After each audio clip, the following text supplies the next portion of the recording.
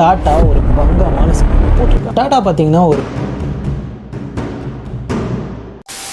இந்தியாவில் small size hatchback உடைய market கொஞ்சம் டல் ஆகிட்டே வருது. பட் இதை மாற்றுறதுக்கு டாடா ஒரு பங்கமான ஸ்கெட்சை போட்டிருக்காங்க. டாடா பார்த்தீங்கன்னா ஒரு பிராண்ட் நியூ பிளாட்ஃபார்மை டெவலப் பண்ணிட்டு வராங்க. That's called X alpha architecture. It's for futuristic small cars in future. Matter என்னன்னு பார்த்தீங்கன்னா கார் மாடல்ஸில் பெட்ரோல், இவி, சிஎன்ஜி கார் கிட்ட சேர்த்து டிசைன் பண்ண போகிறாங்க. With same design and look, low pricing with more futuristic.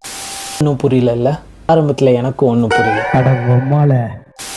Petrol காரை manufacturing பண்ணும்போது அந்த பெட்ரோல் கார் இன்ஜின், வயரிங், காம்போனன்ட்ஸ்க்கு ஏற்ற மாதிரி அதனுடைய சேர்ஸஸை அதுக்கேற்ற மாதிரி டிசைன் பண்ணி, ஒரு சிஎன்ஜி பில்டட் கார்னா அதுக்கேற்ற மாதிரி அந்த சிஎன்ஜி டேங்க் ஃபிட் ஆகிற மாதிரி பிளேசஸ், அந்த சிஎன்ஜி பைப்ஸ் போகிறதுக்கான பேசேஜ், அந்த காம்போனன்ட்ஸ்க்கு ஏற்ற மாதிரி காரை மேனுஃபேக்சரிங் பண்ணுவாங்க. இதே ஒரு electric Karnaugh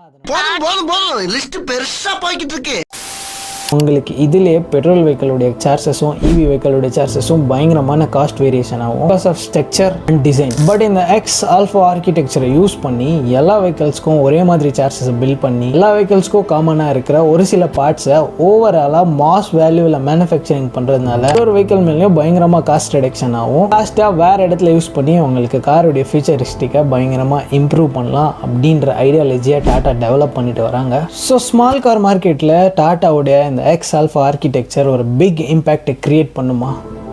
Open the comment. See you in next another video. Thanks for watching.